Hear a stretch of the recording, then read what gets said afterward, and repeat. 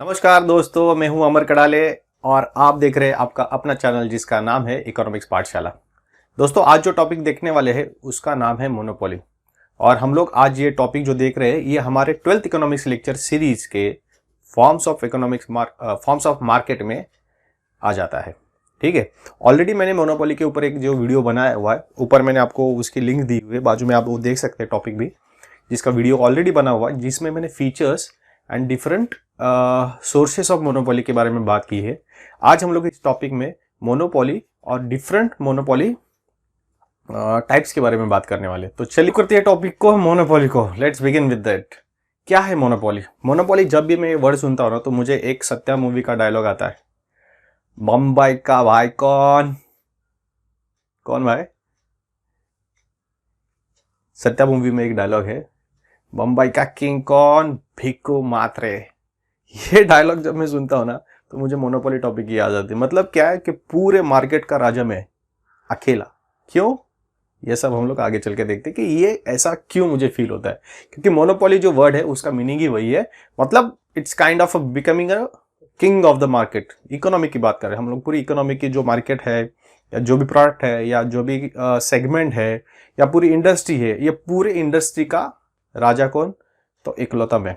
तो यही है मोनोपोली। चलिए आगे चल के हम लोग देखते हैं क्या है monopoly. The term monopoly is derive from the Greek word.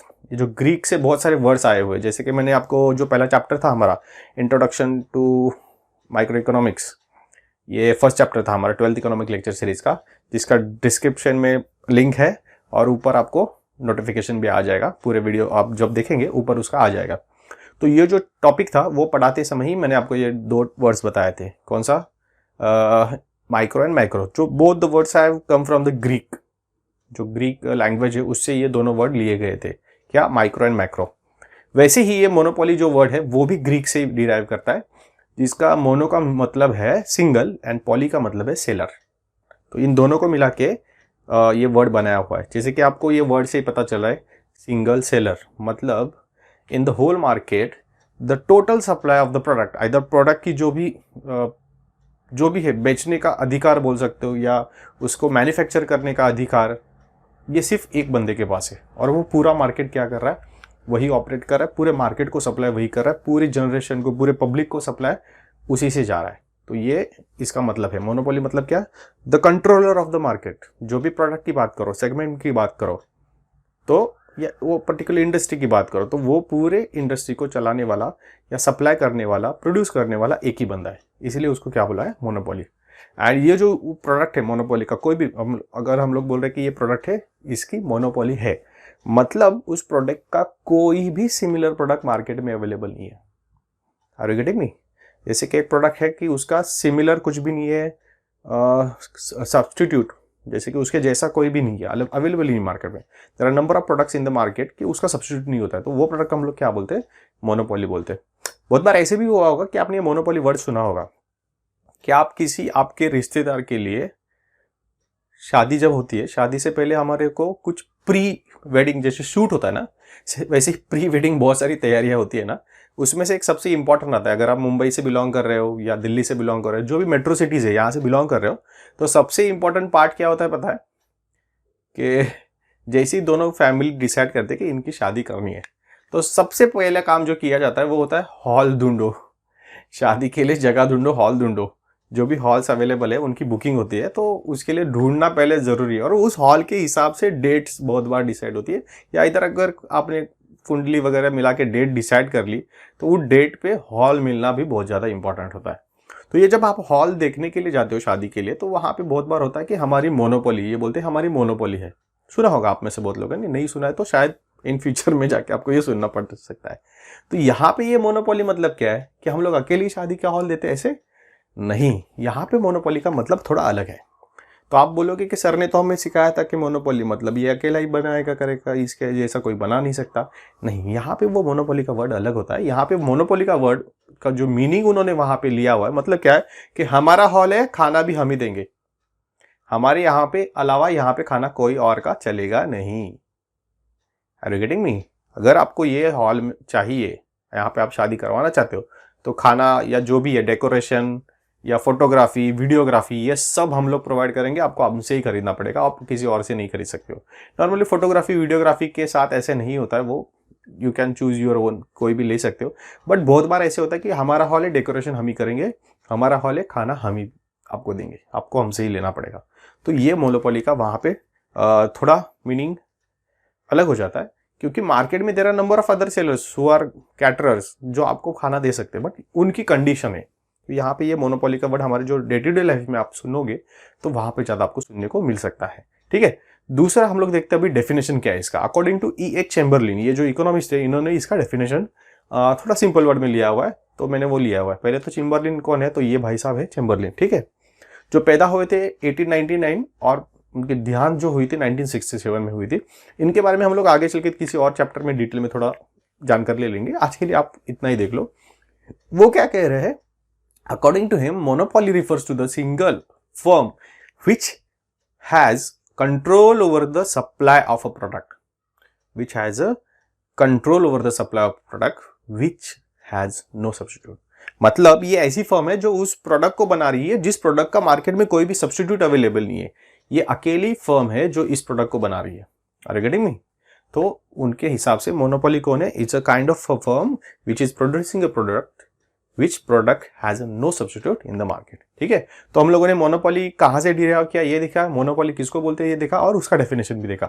आगे चल के अब हम लोग सीधा चलते हैं फीचर्स की तरफ, क्योंकि कोई भी जो मार्केट कॉम्पिटिशन है उसका मेन पार्ट होता है उसके features. According to the features हमें पता चलता है कि ये कौन सी मार्केट कंपटीशन है। ठीक है, जैसे कि हम लोगों ने परफेक्ट कंपटीशन ऑलरेडी देखा हुआ है, आपको ऊपर उसका लिंक मिल जाएगा, नहीं तो डिस्क्रिप्शन में चले जाओ।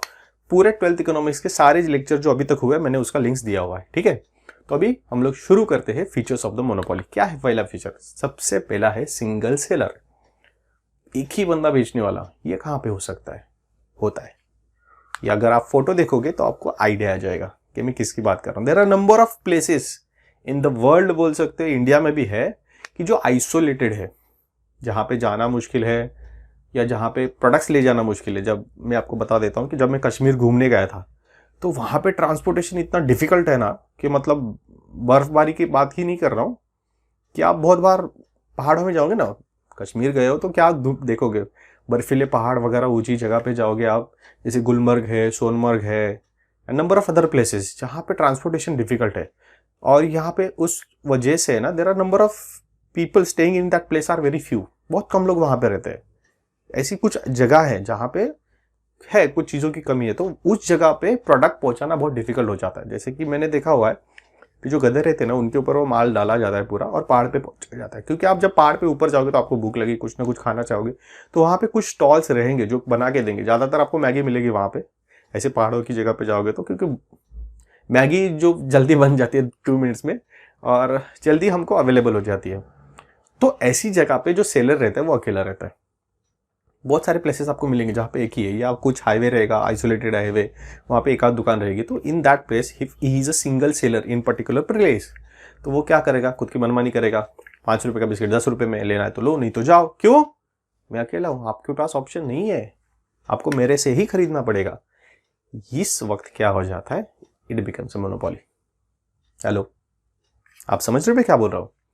जब सिंगल सेलर है कोई भी चीज का, मान लो कि मैं हूं, मेरे पास अकेले के पास ही ये कलर का शर्ट है, मार्केट में किसी के पास नहीं है।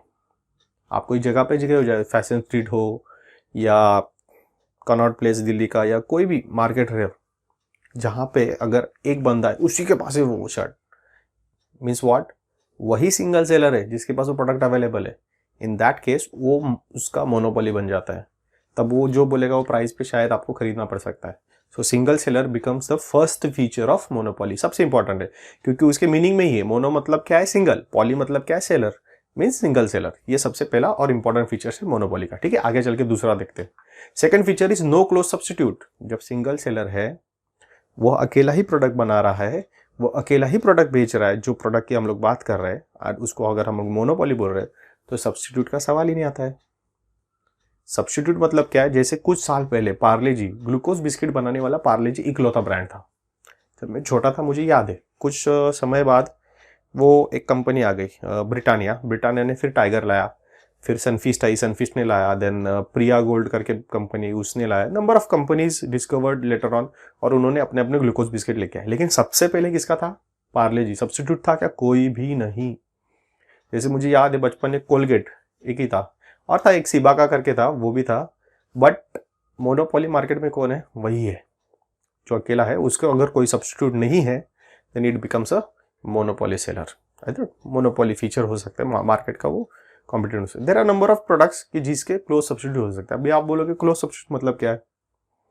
पार्ले जी के लिए टाइगर बिस्किट, कोलगेट के लिए पेप्सोडेंट, ठीक है। फिर कोलगेट वो जेल रहता है ना रेड वाला, उसके लिए क्लोजअप हो सकता है। कैडबरी के लिए नेस्ले चॉकलेट या अमूल चॉकलेट, दूध में Amul, mother dairy, Gokul and number of other brands. आप समझ रहे हो? These are the substitutes. मतलब सबसे इंपॉर्टेंट फीचर क्या है? सिमिलर नहीं होना चाहिए। जैसे चिंकी के लिए मिंकी है, पता है आपको ये? These are the two famous celebrities. तो एक की जगह दूसरा आप यूज कर सकते हो, किसको पता चलने वाला है? सेम जैसे कि मुझे अगर अमूल का दूध पीना नहीं है, I can buy a Mother Dairy, चलेगा, I am okay with it. लेकिन अगर मार्केट में एक ही प्रोडक्ट होना चाहिए, तभी आप उसको क्या बोलोगे? मोनोपोली। चिंकी मिंकी नहीं, ओनली चिंकी रहेगी तभी मोनोपोली। जैसे अमिताभ बच्चन सिंगल है, एक ही है, उसका सब्स्टिट्यूट है नहीं, तो अमिताभ बच्चन की मोनोपोली किसके पास है? उसके पास है। Are you getting me? Monopoly मतलब उसका सब्स्टिट्यूट नहीं होना चाहिए। Let's begin with the next feature. क्या है वो? Barriers to entry. मतलब आपको आना मना है, इस मार्केट में आना ही मना है। मैं अकेला सेलर हूँ, मैं अकेले ही सेल करूंगा, मैं अकेले ही प्रोड्यूस करूंगा। ऐसा कहाँ पे होता है यार? हम लोग कुछ भी कर सकते हैं। कॉन्स्टिट्यूशन ने हमें राइट दिया है, इंडियन कॉन्स्टिट्यूशन ने, कि आप कहीं पे भी जाके कहीं पे भी अपना बिजनेस कर सकते हो, रह सकते हो। That mobility has given to us. But ये बोल रहे बैरियर टू एंट्री मतलब आपका आना मना है। ऐसा क्या हो सकता है? एग्जाम्पल, क्या आप कल उठ के बोलोगे यार कुछ तो बिजनेस शुरू करते हैं, चलो। आपने एक मस्त मोटिवेशनल वीडियो देखा, मोटिवेट हो गए आप, बिजनेसमैन का वीडियो देखा, बोलेंगे चलो आज से बिजनेस शुरू।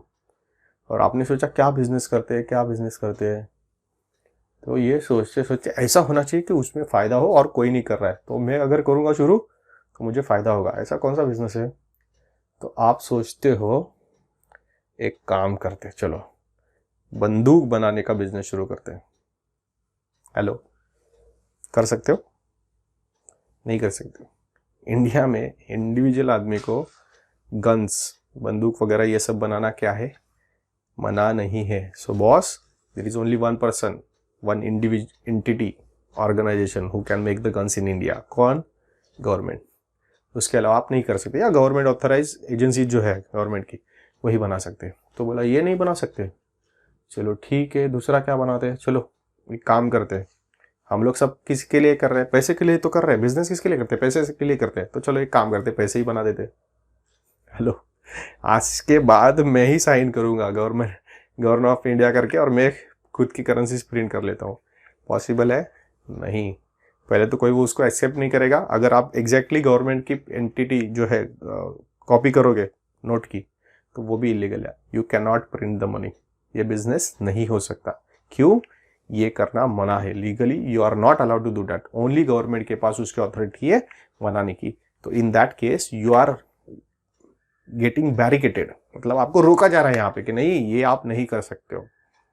Are you getting me? जैसे कि अमूल की दूध है, मैंने अमूल का जैसे प्रिंट किया सब एग्जैक्टली और बना दिया, कर सकता हूँ? नहीं।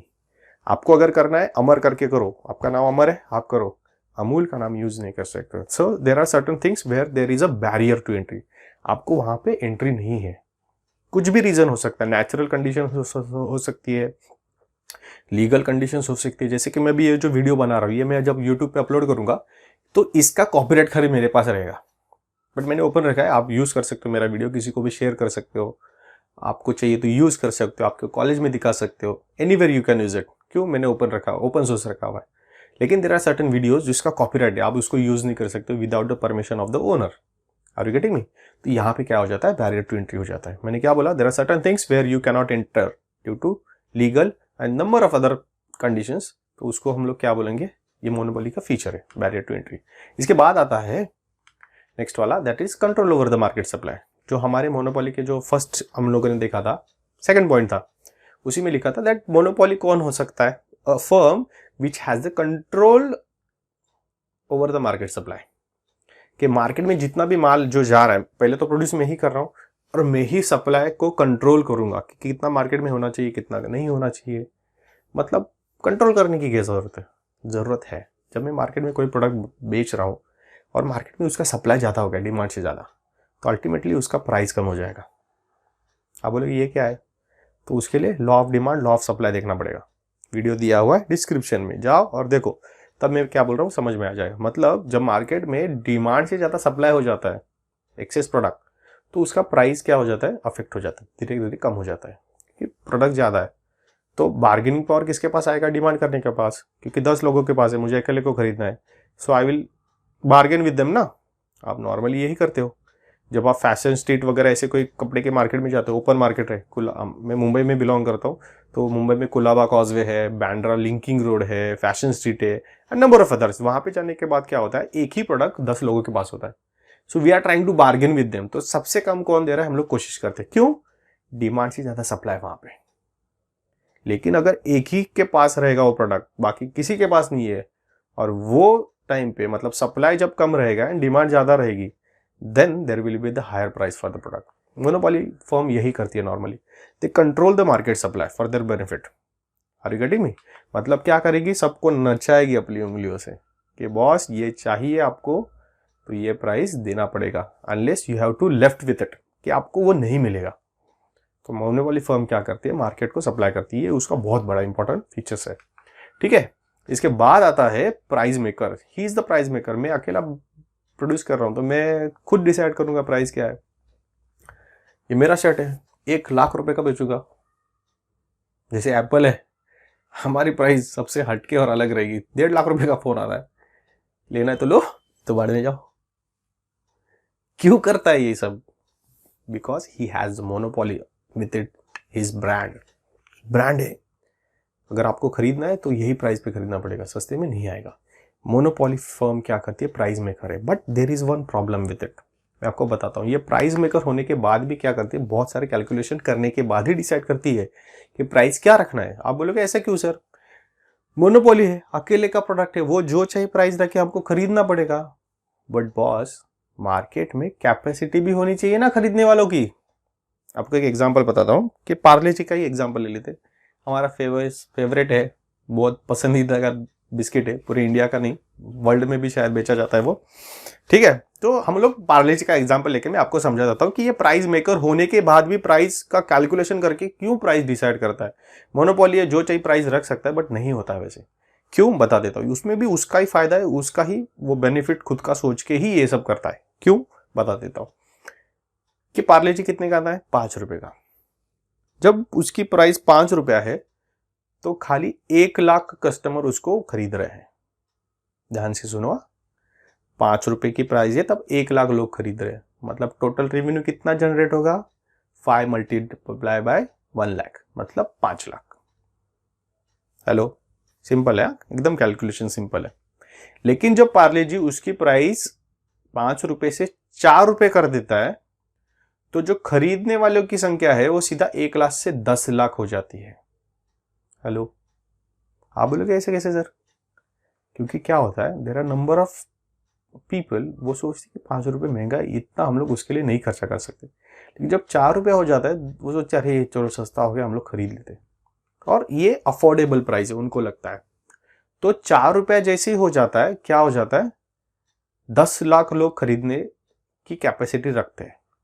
तो जब टोटल रेवेन्यू की बात करेंगे 4 रुपए के वक्त, तब 4 मल्टीप्लाइड बाय 10 लाख करेंगे तो कितना हो गया, 40 लाख रुपया हो गया। Are you getting me? जब 5 था तो सिर्फ 5 लाख हो रहा था रेवेन्यू, 4 रुपए करने के बाद 40 लाख हो रहा है। इन दैट केस मोनोपोली का जो भी फर्म रहेगा वो सोचेगा 4 में प्रॉफिट आ रहा है, ही will calculate again for the profit. हाँ, 4 रुपए करने के बाद प्रॉफिट मेरा ज्यादा मिल रहा है मुझे, क्योंकि ज्यादा लोग खरीद रहे, then he will make the price 4 rupees instead of 5 rupees. समझ रहे हो? He will calculate his profit, और तब जाके वो प्राइस डिसाइड होगी कि कौन से प्राइस पे ज्यादा लोग खरीद रहे, कौन से प्राइस पे मुझे ज्यादा प्रॉफिट हो रहा है। वो प्राइस पे वो क्या करेगा, फिर डिसाइड करेगा price, and he will sell at that price only. Are you getting me? तो ये है price maker. Instead of having a total control over the market. मैं अकेला प्रोडक्ट बेचने वाला हूँ, मेरे अलावा आपको प्रोडक्ट नहीं मिलने वाला है, नहीं खरीदोगे तो आपको नहीं मिलेगा। ये सब होने के बाद भी वो क्या करता है, मार्केट को एनालाइज करके उसकी प्राइस डिसाइड करता है। ठीक है, सो मोनोपोली का फीचर ये है, प्राइस मेकर है। उसके बाद आता है प्राइस डिस्क्रिमिनेशन। प्राइस डिस्क्रिमिनेशन मतलब क्या है, ये देखो सिंपल है। बच्चे के लिए कितना है, 12 रुपया, बड़े के लिए 24 रुपया, फॉरेनर आएगा तो 48 रुपीज। ये क्या है, हेयर कटिंग का है। समझ रहे हो, हेयर कटिंग हो सकता है, वड़ा पाव हो सकता है, समोसा पाव हो सकता है, कुछ भी हो सकता है, it may be any product. लेकिन मैंने क्या किया है, सबके लिए अलग अलग प्राइस रखा हुआ है। Are you getting me? तो ये हो गया प्राइस डिस्क्रिमिनेशन। इसके लिए मैं आपको एक स्टोरी बताता हूँ, ये बहुत इंटरेस्टिंग स्टोरी है। जब मेरी नई नई शादी हुई थी, तो शादी में जो गहने पहनते हैं ना, सो सभी ओरिजिनल नहीं रहते, कुछ वो क्या बोलते हैं उसको, जो रहता है ना इंटीमेटिंग ज्वेलरी, ऐसे कुछ तो बोलते हैं, मुझे एग्जैक्टली वर्ड उसका पता नहीं है। तो वो जो ज्वेलरी रहती है उसमें से कुछ ज्वेलरी का मेरी वाइफ को हो गया इन्फेक्शन हाथ के लिए, उसको वो स्किन बहुत सेंसिटिव, इन्फेक्शन हो जाता है। तो हमारे एरिया में ना एक डॉक्टर है, he is a skin specialist. तो मैंने उनके पास लेने जाने के बाद उनको बताया था कि उस डॉक्टर को ये नहीं बताना कि आप प्रोफेसर हो। तो बोले ऐसा क्यों? बोला नहीं, वो ज़्यादा पैसा लेगा आपसे। तो ये तो बात मैंने घर पे बताई थी। ठीक है, इज़ वेरी सीनियर डॉक्टर, मैं उनकी बुराई नहीं कर रहा, I am telling you the fact जो है। तो बोले ऐसे क्यों? बोला नहीं, वो फीस ज़्यादा ले लेते, आप अगर बताओगे प्रोफेसर हो तो फीस ज़्यादा लेंगे। बोला ऐसे नहीं होता है, ऐसे कोई करता है थोड़ी, नहीं करता है। मैंने बोला नहीं, आप बात मानो, ऐसा मत करो, उनको बता देना कि आप घर पे रहते हो, हाउस वाइफ हो। वो बोले ठीक है चलेगा, कोई बात नहीं। जब हॉस्पिटल में गए, बहुत नंबर रहते उनके पास, लाइन बहुत रहती है, तो 2 घंटे बाद हमारा नंबर आ गया, हम लोग उनके पास गए। तो मैंने बोला आप उनको बता दो, मैं रुकता हूँ बाहर ही। तो वो डॉक्टर बहुत फ्रेंडली है, वो जब जाता है ना तो पूछता है आपको कैसे हो, क्या नाम है आपका, कहाँ रहते हो, अच्छा अच्छा कैसे हुआ ये आपको, पहले हुआ था क्या। स्किन स्पेशलिस्ट तो पूछेगा, हिस्ट्री पूछेगा। अच्छा अच्छा कोई बात नहीं, ये तो नॉर्मल है, होता है, बहुत लोगों को स्किन सेंसिटिव होने की वजह से ये सब हो जाता है, ठीक हो जाएगा आपको, डोंट वरी अबाउट इट।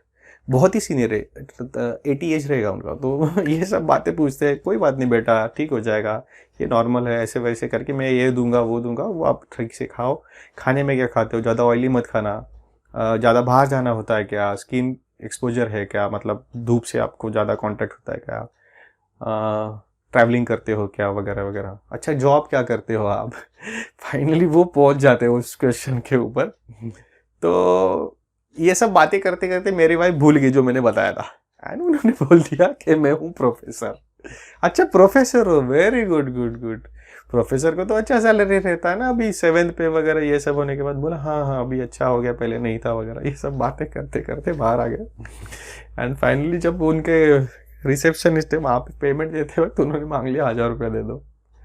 तो उन्होंने दे दिया और मुझे बाहर आने के बाद बोला कि यार तुमसे तो 500 लिया था, मेरे से 1000 रुपया ऐसे क्यों किया। मैंने बोला आपने बोला क्या प्रोफेसर हूँ। बोली हाँ मैंने बोल दिया प्रोफेसर हूँ। बोला मैंने पहले ही बोला था। तो उन्होंने पूछा आपने क्या बताया था। बोला कुछ नहीं सर जॉब छूट गया हूँ, घर पर ही फिलहाल, ऐसे बोला था। तो बोला ऐसे क्यों करते लेकिन ये। बोला नॉर्मली क्या है, he is a very good doctor and he is a genuine person. उनकी फीस 1000 रुपीज़ ही है, लेकिन जब उनको लगता है कि सामने वाला अफोर्ड नहीं कर सकता है या वो इतना कैपेबल नहीं है देने के लिए, ही ऑटोमेटिकली रिड्यूसेस द फीस। तो नॉर्मली झूठ बोलने से अच्छा आप बोल दो कि नहीं घर पर ही कुछ नहीं करती हूँ। सो ये है तरीका, टाइप ऑफ डिस्क्रिमिनेशन। नॉर्मली ये लॉयर्स करते हैं, डॉक्टर्स करते हैं, सम प्रोफेशनल्स करते हैं, या आप बोल सकते हो there are number of professional, जैसे कि प्लम्बर हो गया, देन कारपेंटर हो गया। ये जो काम करने वाले आते हैं वो घर देख के अरे तो बहुत पैसे वाला है, इससे अभी मजबूत ले लेते हैं।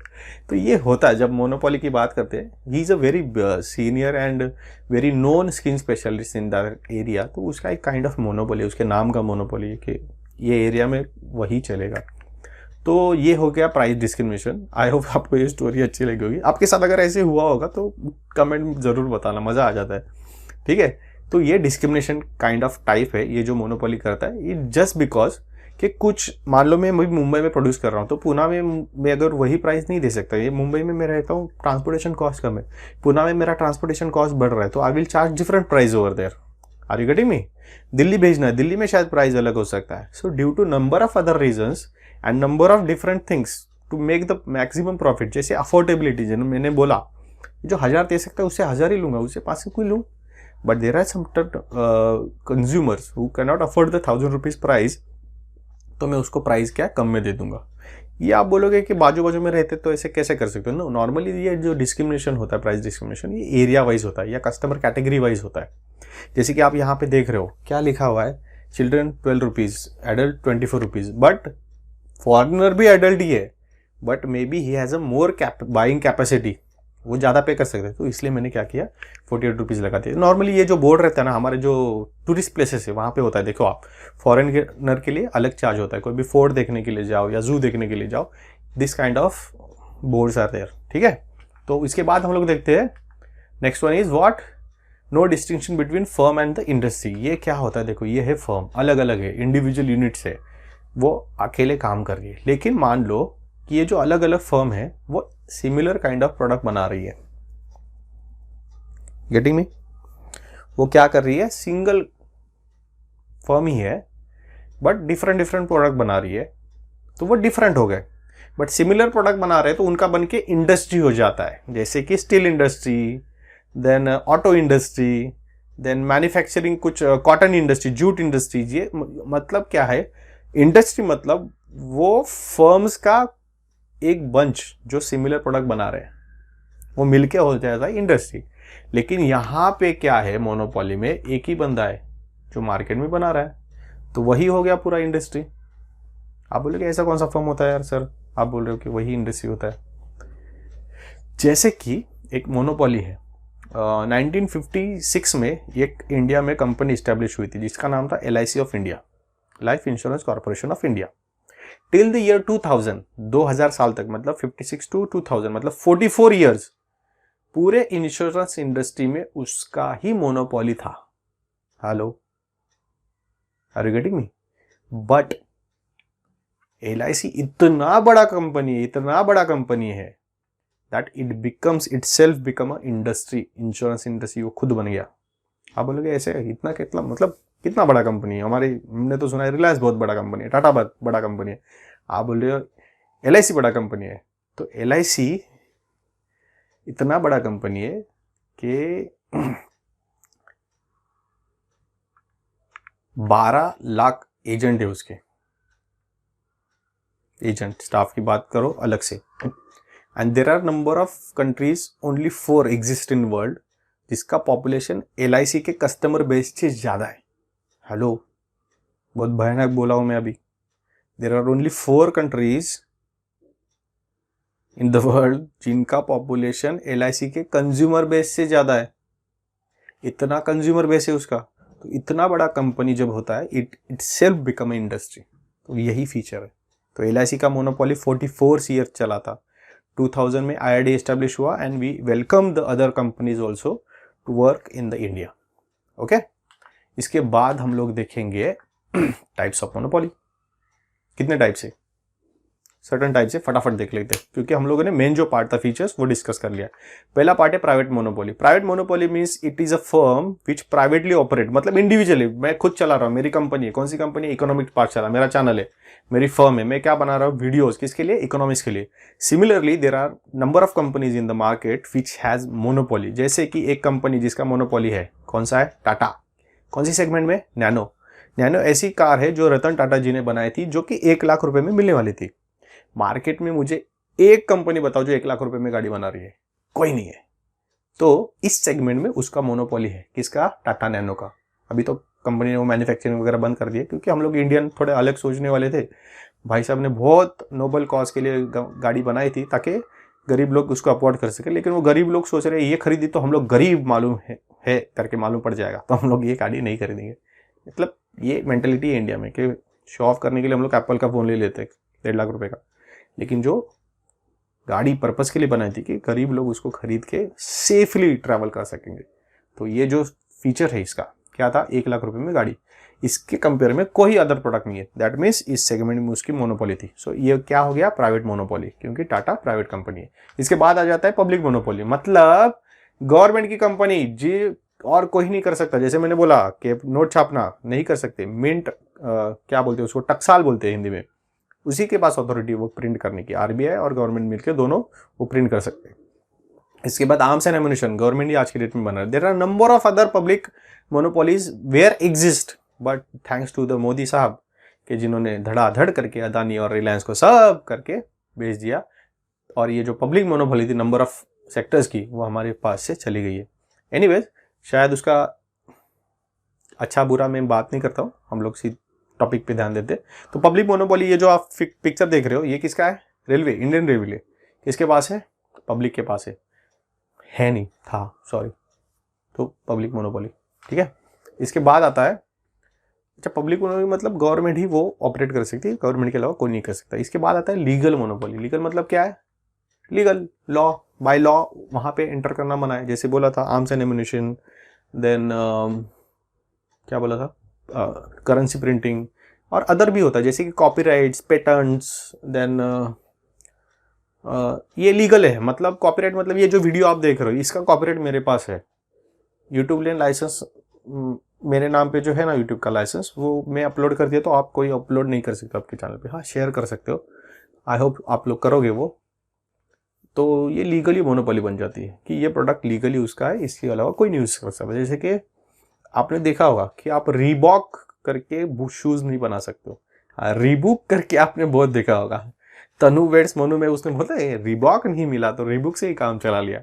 जैसे कि एप्पल का फोन और कोई नहीं बना सकता, सैमसंग का कोई और नहीं बना सकता। आपने देखा बहुत बार न्यूज में, अगर देखते हो पढ़ते हो तो सैमसंग और एप्पल का हमेशा झगड़ा रहता है कि एक दूसरे का कॉपी किया करके।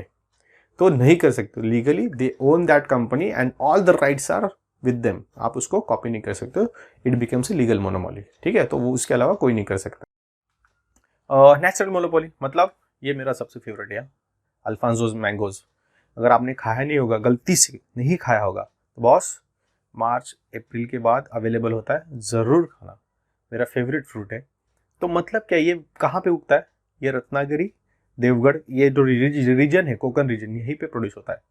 अभी रिसेंटली लास्ट ईयर ये हुआ था कि कर्नाटका वालों ने भी उसको अल्फांसोस करके बोला कि हमारे पास भी अल्फांसोस, तो उसके लिए बैन डाल दिया, गवर्नमेंट ने बैन कर दिया कि क्या नहीं, जो रत्नागिरी और देवगढ़ का है उसी को अल्फांसोस बोलोगे, आप उसको अलग नाम दो, दे बिलोंग टू देम, मतलब लीगली उनको क्या किया, प्रोटेक्ट कर दिया, उनके ही रहेगा। जैसे कि शिमला है, कश्मीर है, जहाँ पे एप्पल आते हैं, मुंबई में प्रोड्यूस कर सकता हूँ? नहीं आएंगे। वैसे नारियल कश्मीर में आएंगे? नहीं आएंगे। अल्फांसोस आएंगे? नहीं आएंगे। So due to natural conditions it becomes a monopoly. जैसे कि नंबर ऑफ अदर प्रोडक्ट्स भी है जिसके नेचुरली वहीं पे प्रोड्यूस होंगे, वहीं पे उसी के लिए बेचे जाएंगे। जैसे कि कंगारू इंडिया में दिखते नहीं, कहाँ पे? Australia, they have their own monopoly, कि वहाँ पे ही वो क्या मिलेगा, अवेलेबल रहेगा, और कहीं पे आपको नहीं मिल सकता है। So naturally there are number of countries who have their natural monopoly with them, ठीक है। इसके बाद आता है सिंपल मोनोपोली, मतलब ज़्यादा कॉम्प्लिकेटेड नहीं, मुझे पता है मेरी मोनोपोली, मैं अकेला बेच रहा हूँ, मैं अकेला प्रोड्यूस कर रहा हूँ, but still I am charging a same price to all. होता है ना, मतलब एक दयालु इंसान, पता है मेरे पास ही है, लेकिन टेंशन मत लो, आपको एक्सप्लॉइट नहीं करूंगा, लेकर रतन टाटा, दे आर, समझ रहे हो? ये सिंपल मोनोपोली मतलब kind of Ratan Tata, Tata group है हमारे पास, ये पता है, बट डोंट वरी, सबको देंगे, सबको मिलेगा, ठीक है। इसके बाद आता है डिस्क्रिमिनेटिंग मोनोपोली। जैसे कि मैंने आपको बोला था, डॉक्टर का इतना बड़ा एग्जांपल दिया है आपको, वही याद रखो, वही है डिस्क्रिमिनेटिंग मोनोपोली, ठीक है। अलग अलग कस्टमर से अलग अलग प्राइस लेना ड्यू टू देयर कंडीशंस। कभी कभी हम लोग वहाँ पे कोई बंदा एक्सप्लॉइट करने की कोशिश करता है, जैसे कि लॉयर के पास जाओगे, उसको पता चलेगा बहुत बड़ा बिजनेसमैन, तो ज़्यादा फीस ले लेगा, बट कुछ लोग ऐसे रहते कि नहीं यार गरीब है ना, तो इससे मैं कम ले लेता हूँ। तो टू वेज है, अच्छे के लिए भी है, बुरे के लिए भी है, ठीक है। उसके बाद है last one is voluntary monopoly. ये लास्ट है। वॉलंटरी मतलब क्या है? खुद मिलके, सब लोगों ने साथ में मिलके इकट्ठा आना और फिर मोनोपोली करना, राज करना। मतलब जैसे कि अगर आप बोलोगे कि कोल्ड ड्रिंक, मतलब क्या आपको याद आएगा? Coca Cola, Pepsi, number of other companies का भी है, but these two companies are majorly ruling the market, उनका ही मोनोपोली है। जैसे आप देख सकते हो पूरा रैक भरा पड़ा है, नंबर ऑफ अदर कंपनीज भी है, लेकिन यहाँ पे ये लोग झगड़ा नहीं कर रहे, ये लोग साथ में आके मिलके डिसाइड कर रहे हैं प्राइस। अगर साथ में आके मिलके प्राइस डिसाइड करेंगे, मार्केट को शेयर करेंगे, इट बिकम्स वॉलंटरी मोनोपोली। अगर साथ में नहीं आएंगे और एक दूसरे के साथ झगड़ा करेंगे क्योंकि सिमिलर काइंड ऑफ प्रोडक्ट है, then it becomes monopolistic market या ओलिगोपोली हो जाएगा। क्यों? सिमिलर प्रोडक्ट है and they are fighting on the price. तो यहाँ पे गड़बड़ हो सकती है। और एक मतलब क्या करते हैं वो सिमिलर प्राइस, आप अगर आप कोका कोला पेप्सी दो कंपनीज है ना, उनके प्रोडक्ट देखो सिमिलर काइंड ऑफ है। एक के पास मिरिंडा है तो दूसरे के पास फैंटा है, एक के पास कोका कोला है दूसरे के पास पेप्सी है, एक के पास स्प्राइट है तो दूसरे के पास 7 अप है। Are you getting me? एक के पास माजा है दूसरे के पास स्लाइस है। देख लो प्रोडक्ट रेंज सेम है, प्राइसिंग भी सेम ही रहेगा, because they voluntarily become monopoly. साथ में मिलकर करेंगे भाई, झगड़ा नहीं करेंगे और मार्केट के ऊपर राज करेंगे। ये होता है मोनोपोली। कौन सा? वॉलंटरी। ये उसका टाइप है। उसके लिए और एक एग्जाम्पल है जो बहुत इंपॉर्टेंट है, मैं आपको देना चाहता हूँ। ये है ओपेक। ओपेक मतलब क्या है? Organisation of petroleum exporting countries. ये इन्होंने ग्रुप बना लिया है। ये देखो, ये मोनोपोली में भी आएगा, ये मैं ओलिगोपोली समझाऊंगा तब भी आपको समझाऊंगा। क्यों पता है? ये कार्टेल फॉर्मेशन काइंड ऑफ है। कार्टेल फॉर्मेशन ये ओलिगोपोली का कंसेप्ट है। कार्टेल मैंने आपको बताया था ना, उनके नाम से है करके, तो कार्टेल ये है। तो यहाँ पे क्या हुआ था, ऑयल एंड पेट्रोलियम एक्सपोर्टिंग जो कंट्रीज है, उन्होंने बगदाद में एक एग्रीमेंट साइन किया था 1960 में। तब 5 ही कंट्रीज है जो साथ में आई थी। वो उसमें से था Iran, Iraq, Kuwait, Saudi Arabia और वेनेजुएला। ये 5 लोगों ने आके साइन कर दिया, क्योंकि हम लोग पेट्रोलियम एक्सपोर्टिंग कंट्रीज है ना, तो हम लोग प्राइस अलग अलग रखें तो गड़बड़ हो जाएगा। हमारे बीच में क्या हो जाएगा? प्राइस वॉर हो जाएगा कि तू इतने में बेच रहा है, मैं इतने में बेच रहा हूँ। इससे अच्छा क्या करते हैं, साथ में आके मिलके प्राइस डिसाइड करेंगे और फिर बेचेंगे, पूरे दुनिया पे राज करेंगे, हम लोग ही पेट्रोल बेचेंगे।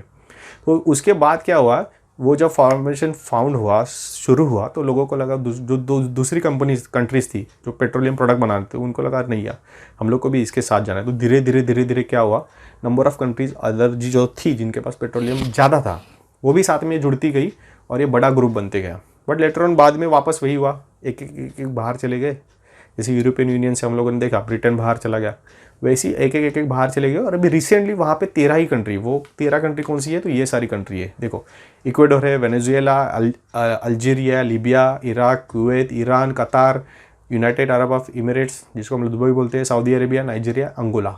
ये कंट्रीज आज की डेट में ओपेक में है। इन्होंने क्या किया, साथ में मिलकर ग्रुप बनाया और जो पेट्रोलियम प्रोडक्ट्स है वो प्राइस डिसाइड करते और पूरे दुनिया के ऊपर राज करते। समझ में आया? तो ये पूरा था monopoly features and monopoly types. आपको ये सब कैसे लगा, क्या लगा, मुझे क्या करना है, आपको कैसे कर बताओगे? मुझे फ़ोन करोगे? फ़ोन तो है नहीं, क्या करना है? कमेंट करना है। ठीक है, डोंट फॉरगेट टू कमेंट। अच्छा लगा, सच में अच्छा लगा तो शेयर करना है दोस्तों के साथ। नंबर ऑफ आपके व्हाट्सएप ग्रुप रहेंगे, बहुत सारे रहेंगे, बिंदास शेयर कर दो, स्टेटस के ऊपर रख दो, फेसबुक के ऊपर डाल दो, इंस्टाग्राम के ऊपर डाल दो, ट्विटर के ऊपर डाल दो, बिंदास डाल दो, एकदम फ्री आपके लिए। क्योंकि क्या है, जब कोई चीज़ पसंद आती है तो हम लोग ताली बजाते हैं, सीटी मारते हैं। आप वैसे करोगे तो मुझे दिखाई नहीं देगा।